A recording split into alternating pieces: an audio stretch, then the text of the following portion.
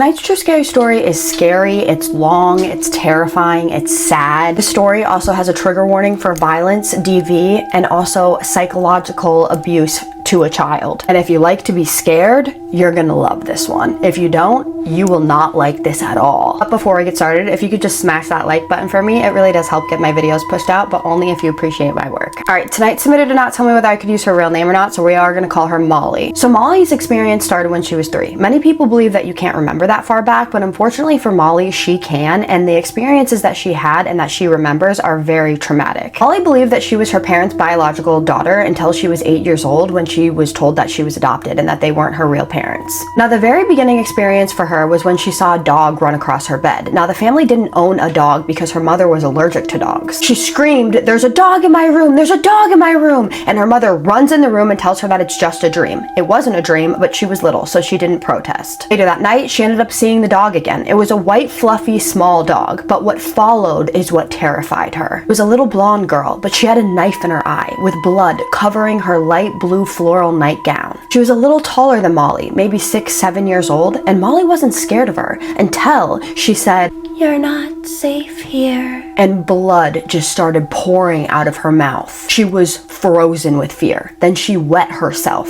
Then, when she was able to scream, her mother came running into the room. She told her mother about what happened, and her mom just told her she had a bad dream. She washed her up and she put her back to bed. Then her dad got up and moved her to her parents' bed. That was the routine. Every time that would happen, her dad would get up, move her to her parents' bed. Well, he got up, he got ready for work, and when all of a sudden, Molly hears this loud crash coming from downstairs. Molly was the first one to run downstairs. Unfortunately, when she gets downstairs, she sees her father on the ground with blood pouring out of his mouth. The little girl standing behind him with her finger to her mouth, like she's shushing her. Her father had a brain aneurysm and had to have half of his left side of his brain removed. All dead tissue. He had a 10% chance survival rate and less than 5% chance with little effects. He lost all of his right arm and his right leg dragged. He was gone for months. He had to relearn everything in that time. The whole time he was gone, that dog and that little girl visited Molly. He told her that she wasn't safe there and never to go into the basement. Basement was a finished basement with a shower and a toilet. It was also her playroom. All of her toys were down there, but the little girl would never come down there with her whenever she wanted to go play down there. Her mom was busy trying to support them while her dad was trying to recover. One day, before she was about to go down to the playroom in the basement, the little girl came to her and said, "Don't go. It's not safe. He will get you. It's not safe here." Molly ignored her so many times. Her mom told her it was just her imagination, that she was just trying to cope with what happened to her dad. But she just ignored her and walked to her playroom. Now, her older sister was at school at this time. This is important to note. Well, she's downstairs playing with a life-size Barbie when all of a sudden, the shower curtain moves slowly. She looked over and she didn't see anything, but she had a weird feeling. Something that she had never felt with the little girl. She felt like she was going to vomit, and the smell, it was like a sour milk, and the smell of a rotten hamburger meat when it's going bad. She starts to run up the stairs when she sees a figure run out of the shower towards her. Their hair was dirty but red. Their eyes were pitch black, no white to the eyes. Its teeth was like venom sludge. It was running up the stairs towards her. Grabbed her leg and tried pulling her down. She screams for her mom, begging for her mom to come save her. Finally, her mother rips open the door, picks her up, and carries her up the stairs. There was 3 scratch marks on her little leg, from her calf to her ankle, but not straight down. It was diagonal. When her mother saw this, her mother immediately starts screaming at her sister, who just walked through the door from the school bus, and telling her that she's the one that scratched her sister, although she was not. There was no way for it to be her, but unfortunately, she did not believe her. She went to her room after her mother bandaged her up, and then the little girl was sitting on her bed. She said, "I told you not to go down there. You made him angry. That's why he tried to take your daddy like he took mine." Molly then asks her, "Why did he hurt me?" And Molly's response was, "The same reason he hurt me. He doesn't like us in the house," she said. And then she disappeared. She never slept in her own room again, and she never went to the playroom again. Later, a little later, her dad was released from the hospital. Her dad couldn't handle steep stairs with his new leg, so they had to move to a new house where there was only 5 stairs to go down to her room. There, she shared a room with her sister, but there was a wall in between, and that's where she met the man with the rope necklace. She told him about the little girl and asked him if he was going to hurt her like the guy did in the basement in the last house. He said, "I only ever hurt myself. I never hurt anyone else." He was a sad man. Dark, slick-backed hair, with a couple strains in his face, gray, bluish eyes, with pale blue skin. They rolled the ball back and forth before bedtime. Her sister claimed that the house wasn't level, and that's why the ball was rolling back to her. The previous house was torn down. It was an old house. This house was a new house. It was level. One night, her parents started to fight. It got so loud that she hid with the man in the closet. She was 5 at the time. Her birthday had passed. It was August. She had just gotten a pool. It was thundering and lightning outside. Lightning was the only light that she saw. The man told her to cover her ears and it would be over soon. It lasted all night. The wind was howling. The rain was pouring. The man left the closet and then came back and told her that her mom was leaving. She ran up the stairs. She found her sister hiding behind the railing on the stairs, listening to the argument. She runs past her just in time to see her dad take his crippled arm and smash a hole into the wall. Ollie then screams, "Daddy, the man in the closet told me mom is leaving." Now, in his adult brain, he thinks that she's talking about the man that her mother met online playing a poker game. Her mom leaves, then comes back with 2 plastic boats and tells her to go outside and play in the pool. She protests this because it's raining outside. Her mom tells her that she needs to listen, so she goes outside in the pouring rain with these 2 plastic boats. The man in the closet with the rope around his neck came outside and tells her, "It's not safe out here. You need to stay put. Your daddy is coming to get you." Her dad did in fact come get her. He comes outside with a towel that's drenched from the pouring rain. He wraps her in it and he carries her into the house. That was the last time that she ever saw her mother. That night, the man came out of the closet as she was crying for her mother. Her sister was downstairs, screaming at her dad, blaming him for her mother leaving. And the man stands in front of her and said, "She will not be coming back, and you will be leaving soon too, and I will never see you again." She runs to her dad and pleads with him not to make her leave the man with the rope because he needed her, and that man was her best friend. That was the first time that her dad ever accused her of having an overactive imagination. They moved from that house 3 months later. Months went by and they passed around to different family members' houses, and finally they found their own apartment. It was a beat down apartment complex in Grafton, Ohio. She was 8 years old now. They pull up and she looks at the next door neighbor's window and she sees a man with a black fedora, glasses, and a long black trench coat. He was looking right at her. He looked angry. You could feel the anger coming from that apartment. She tells her dad what she sees, and he tells her to just leave the neighbors alone. The first night, they heard pounding and tapping on the windows. Tap, tap, tap. Boom, boom, boom. Her dad became an alcoholic and a drug addict, unfortunately. He just told her that it was the neighbors being assholes and to ignore it. Finally, they had had enough. Her dad went over to the apartment and banged on the door. Nobody answered. When no one answers, her dad screams, "Stop the effing pounding!" That's when the other neighbors come outside and tell him that no one has lived in that apartment for months. There was a murder there that they were still remodeling for the next tenant. Her dad didn't believe in ghosts. He just assumed that the pounding was from the construction workers that were working in the apartment. A year would go by, and still the banging. It was the man with the trench coat, the glasses, and the fedora banging on the walls and tapping on the windows. Even with new tenants moving in, the banging never stopped. Seeing him never stopped. No one ever lasted more than 4 months in that apartment. They would all blame her dad or the neighbors next to them for the banging and vice versa. Then one day, someone with a child moves into the apartment, and the man with the hat, the fedora hat, smiled for the first time, but it wasn't a happy smile. She was young, but even she knew that grin meant nothing good. For 2 months, there wasn't any banging or tapping, just blood-curdling screams from the child next door. She would scream, "He's back! He said he wants to hurt me! Mommy, help me!" It was always at the same time, 3 a.m. She remembers vividly because her father would always be piss drunk. He would start banging on the wall's back for that child to shut up, saying he couldn't take the human alarm clock anymore. Her sister was never fazed. She was older than her. She thought it was just another whiny brat starving for attention, just like her little sister. She never liked Molly. In fact, she hated her. After 3 months of this, the woman was screaming on the phone with with somebody, saying she couldn't take it anymore and that there was something wrong with that apartment and that she knew something was wrong and that they shouldn't be renting it. The neighbors told her about Molly talking about the Hatman. So the neighbor comes over and starts talking to Molly, pleading, red in the face, asking her what she knows about the Hatman. She just told her what she heard and saw, and told her about when he would remove his glasses, how his eyes would turn from black to red, and how he never smiled until she moved in with her screaming child. She looked as though she was going to be sick. She runs back to her apartment, and Molly hears her apologizing profusely to her child for not believing her.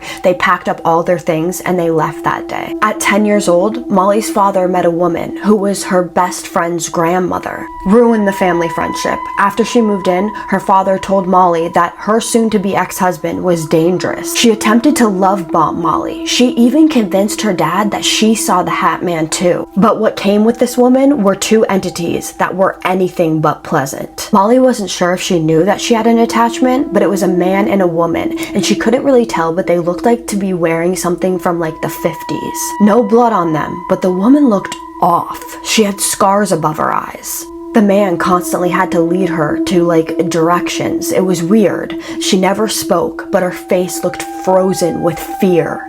But the man, however, did speak to Molly, and he told her that her dad's new girlfriend was planning to get rid of her older sister. Molly didn't believe him. She was his dad's biological daughter. There was no way that he was going to choose a woman over his children. By this time, her dad was sober, finally found a job that was willing to hire him with his disabilities. The fighting with her dad and her sister got worse as the relationship with his new girlfriend continued. The banging and the window tapping began again, worse than before.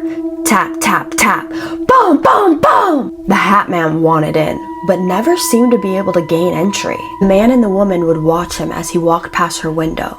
The man would say, "He wants you. Don't look into his eyes when he removes his glasses." It was too late for that. It had happened months ago. The man said, "You can never go next door alone. He wants you." He kept repeating the last part. "He wants you. He wants you. He wants you." The woman blankly stared in her direction. She wasn't sure if she was fearing for her life or fearing from her own past life that had brought her to where she was today. Either way, Molly was petrified. She tells her dad, and before her dad even has the chance to protest, his girlfriend starts screaming and crying, saying how she can see the Hatman in the house right then and there. Molly looks around the room. How'd he get in?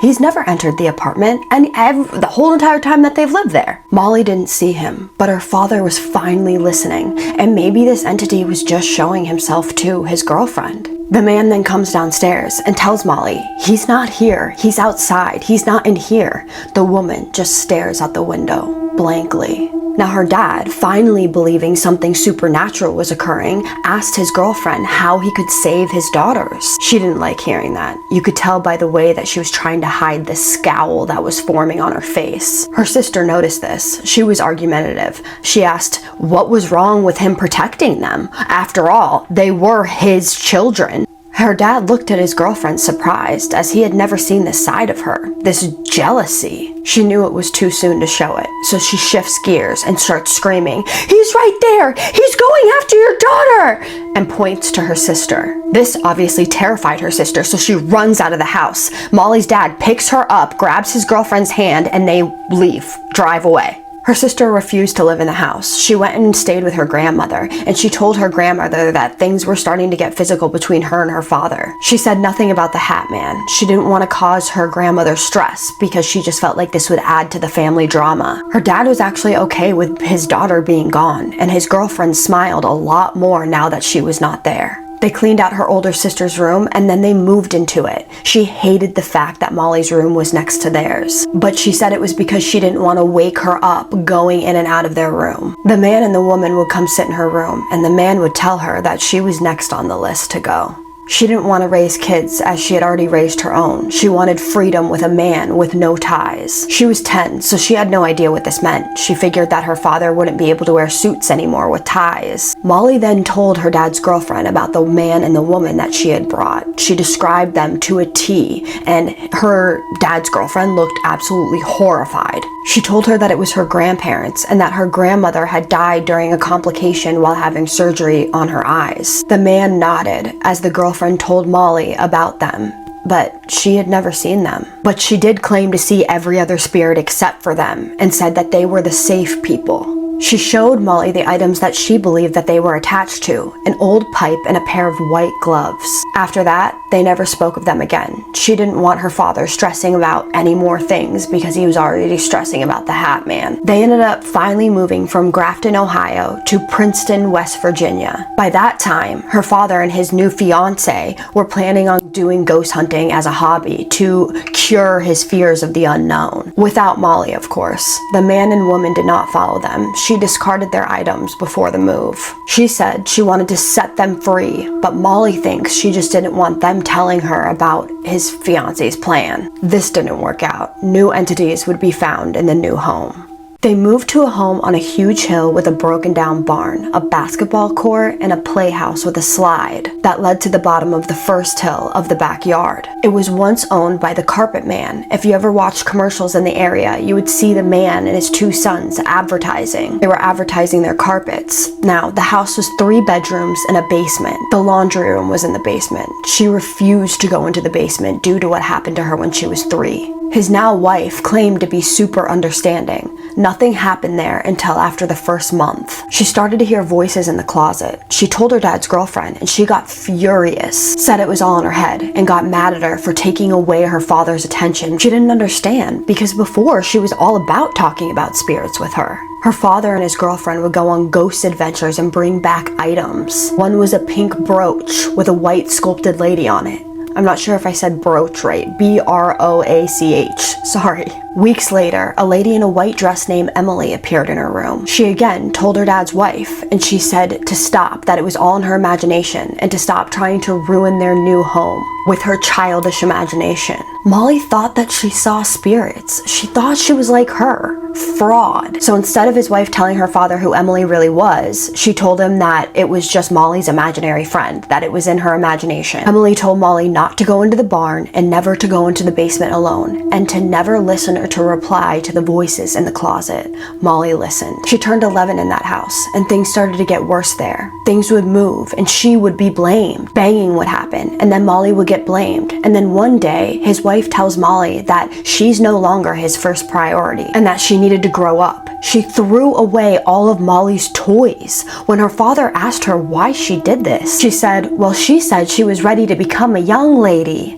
Lie. Never happened. One day she was walking home from school. It was a long walk. The house was far from the bus stop. It was about a mile long. An old man was outside. He saw Molly and saw that she could see him, and he got excited. He kept trying to get her to go with him in this small brick house. And then she heard a little girl yelling, "Run! Run! He'll kill you! Run!" She ran as fast as she could home, and when she got home, she told her dad about the old man and the little girl. Her dad's wife was sitting on the couch over listening to the conversation. She got up and walked into the dining room where they were and said, "She's lying. There's no old man. She's just making it up to get out of doing her laundry today." Molly pleaded that she was telling the truth. Her dad was red with rage. He grabbed his keys and he walked out the door to the white Jeep. His wife then turned and looked at Molly and said, "Just because you can see them doesn't mean you need to keep talking about them. You're gonna end up killing your father." She followed her father outside and told him to just come back inside. She heard them arguing. She heard her father tell her that he had seen the old man before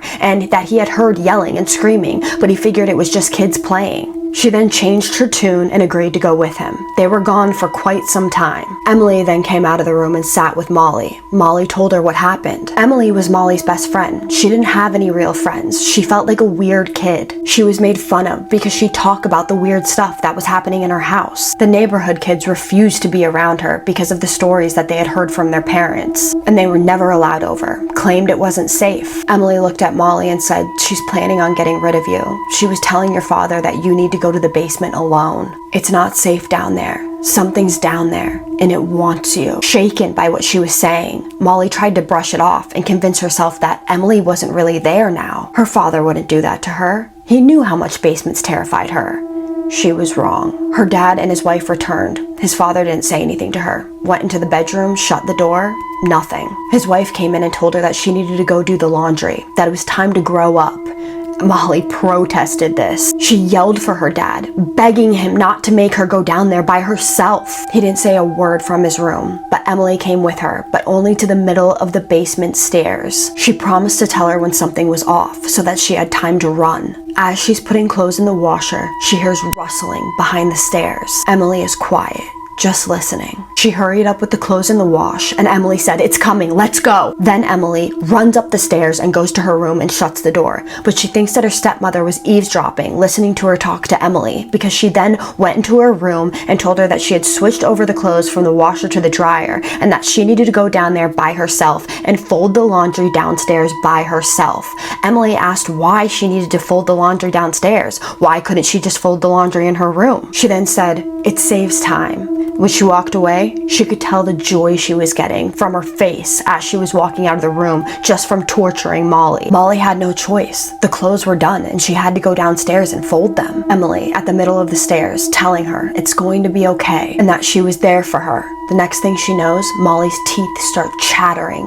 The hairs on her arms start standing straight up. It was freezing. The temperature down there felt like winter, but it was summertime. And summers in West Virginia were hot. Like muggy hot. She was trying to rush through and get out of the basement as fast as she could, occasionally looking at Molly, waiting for her to tell her if it was time. She didn't want her stepmom knowing that Emily was helping her. She knew deep down that she would take her away too. As she's folding the last piece of clothing, she sees something in the corner of her eyes from behind the stairs. It was tall. Emily didn't say anything, but motioned for her to hurry up. She makes her way from the dryer and starts heading towards the stairs, and then she sees the figure move towards her. She didn't even look at it. She bolted to the stairs. When she got to the top of the stairs, she turned around and looked down. There it was, staring back at her. Its face deformed, its mouth twisted. Hair was mangled, clothes were dirty and had holes all over them. It opened its deformed mouth and let out a gurgling sound.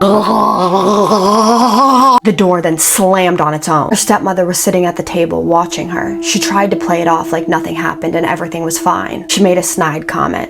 "I thought something would happen since you're so gifted." It's almost as if she was angry that she wasn't running for her life to her dad, telling him what happened. She enjoyed that these things were scaring her. After she did all the laundry, she asked if she could go play outside. Her dad finally coming out and telling her that she can go outside if she just stays out of the barn and stays out of the woods. They went to the playhouse. Emily came with her, and they sat in silence for a long time. Emily then broke the silence and said, "He's angry you saw it. You're not supposed to see it. You're not supposed to see it before it gets you." Molly then asked if it was a boy or a girl because she couldn't tell. Emily then said neither. They then just sat there ranting about her stepmother. Why would her stepmother do this?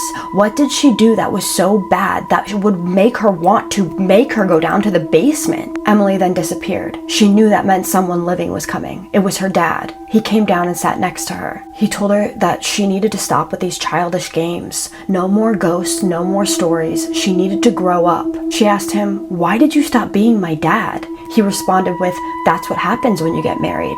Marriage comes first, kids come last." She knew right then she was all alone. Her dad then told her about the old man and said all he wanted to do was show you his garden. The people in West Virginia are very friendly. There's nothing to worry about. Just never go into his house. Leave the old man alone. Just walk on the opposite side of the street. She could tell by his face that he had heard something when he was there, but she knew he wouldn't tell her.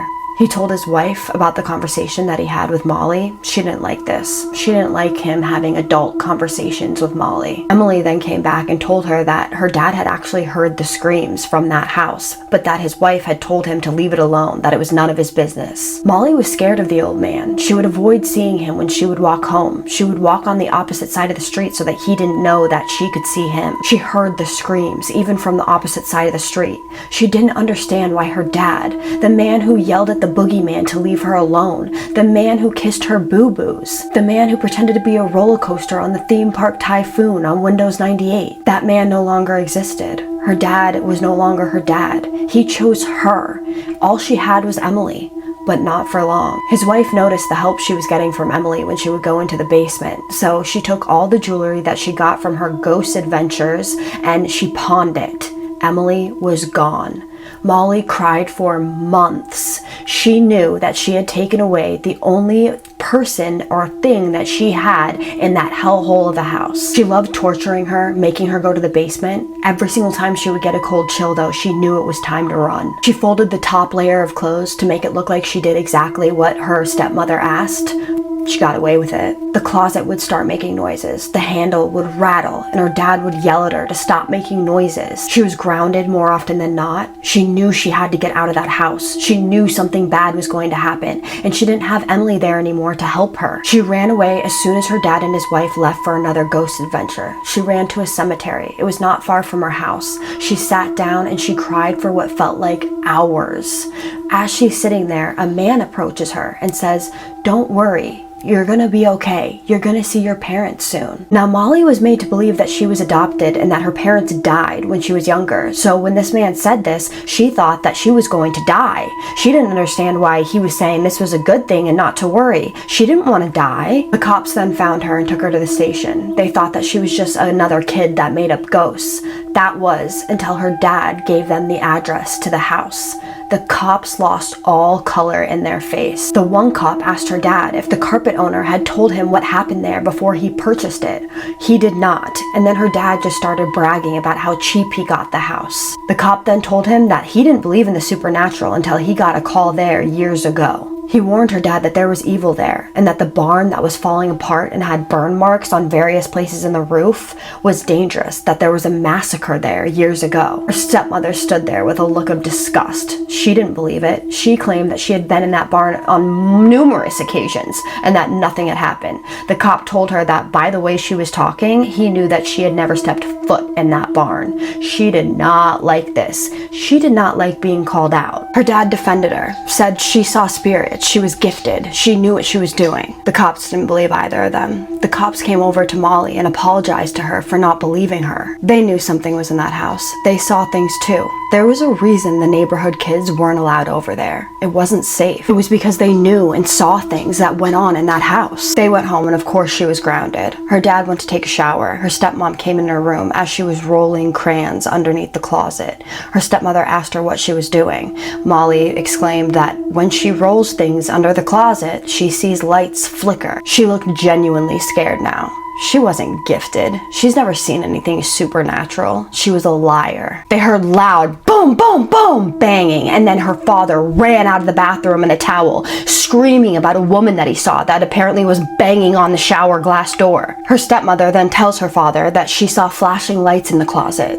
Another lie, but at least now they were taking her seriously. They decided it was time to see the carpet man about the house that they had sold him for so cheap. They left Molly with the neighbor because her dad didn't feel safe leaving Molly alone in the house. The neighbor told her that she had seen the woman wearing a white nightgown and a bonnet in her hair, holding a candle, walking to the barn. She'd do this at night. She also said that she'd hear screaming and wailing coming from the barn. She didn't think they'd stay as long as they did there. She didn't understand why anybody would want to be in that house. After a few hours, her dad and his wife returned. Her dad said it was time to start packing. Her dad called the realtor as they were grabbing boxes out of the car. As soon as the realtor heard his name, he said, "I'm surprised you didn't call me sooner." The realtor said, "Take photos, email them to me, and we'll put the house on the market." It was the fastest they had ever packed. They started to load a U-Haul up to take their stuff to storage. Her dad didn't want to stay in that house any longer than they needed. That night, they started taking photos of the house. Every room, the basement. She followed them. Her dad did not want her to be left alone. Apparently, the carpet man told him something that spooked him bad enough to the point where he didn't even want her going down to the basement with him. Her stepmom was going to the barn to take photos of it. They watched from the back porch. Next thing they knew, she ran out of the bar, vomited everywhere. She claimed she saw bodies hanging in the barn. They smelled like rotting flesh as soon as she opened the door.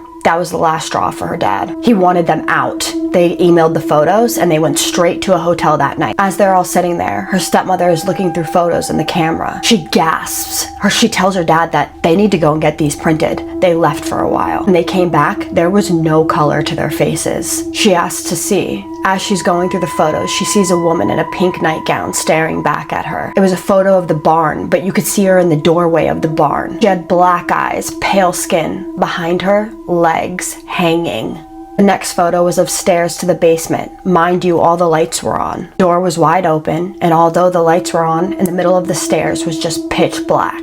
She then remembered Emily not going past the middle of the stairs when she would wait for her to do laundry. She's going through the photos faster now. Her dad's room comes out fine. The living room, normal. The computer room was fine. The dining room looked dark, even though the lights were on when they took the photo. And then Molly's room, black. Even with the lights on and the camera flash, black.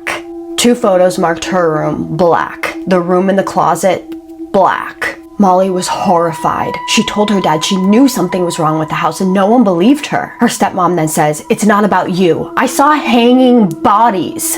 Molly's like, "Yeah, if you would have listened to me, you wouldn't have seen that. We could have just left. No one forced you to go in the barn. No one wanted to go back to that house, but they had to." She went to the playhouse as her stepmother and her father did the final walkthrough with the realtor. She looked into the room that used to be hers and she saw a silhouette of a person. She assumed it was her dad because it was a figure of a man, until her dad looked back at the gate and told her it was time to go. She looked back, the figure was gone. They got the hell out of there, and as they're driving past the old man's house, she sees the old man dragging something to the burn pile. She thinks that he felt something watching her because he turned around and they locked eyes. He looked at her and smiled. She turned away. The feeling that she had in the pit of her stomach was like going on a roller coaster ride after eating too many funnel cakes. She never looked up the house's history or the old man to see if he had ever gotten arrested for anything. The reason she never looked anything up is because she wanted to move on. They moved to Kingsport, Tennessee, and she turned 12. She was there a month, and then her dad came into her room one day at 6 a.m., woke her up, and told her that she needed to pack her stuff up. It was time to move. She was going to live with her biological father. The man at the cemetery was right. She did end up living with her biological family. Little did she know that she would regret wishing that she ever did. Instead of being abused and tortured by entities, it was by the hands of her own parents. No more ghosts, just real evil people. She's 30 now. She hasn't seen anything since she was 11, and she believes it's because the evil in people took her innocence away from her. It closed the door for her. Oh my gosh, that story was crazy. First of all, filming it was a nightmare. I deleted half of it after I filmed it, so imagine how pissed I was. This took me 4.5 hours. So if you guys could please like, I would really appreciate it. But other than that, this is crazy. I think it's so crazy that she was so incredibly gifted, if you want to call it that. Like, she was able to see spirits everywhere. And then when she moved in with her parents that were really awful to her, all of a sudden she has not seen them the rest of her life after she was full-blown seeing them since she was 3 to 11. That's crazy. That's the first time I've ever heard of that. What do you guys think went on here? Do you think that it was the houses that she lived in, or do you think it was her? Like, maybe she just got unlucky like a couple times. I don't know. But that stepmother, man, when I was reading that story, I wanted to punch that lady in the face. What an evil human being. Girl, I can relate. I can sadly relate to what you went through with her. So I know how you feel. Exactly how you feel. I truly do not understand how any parent could let a step parent come along and just decide that they're going to be number one and that their kids should come second.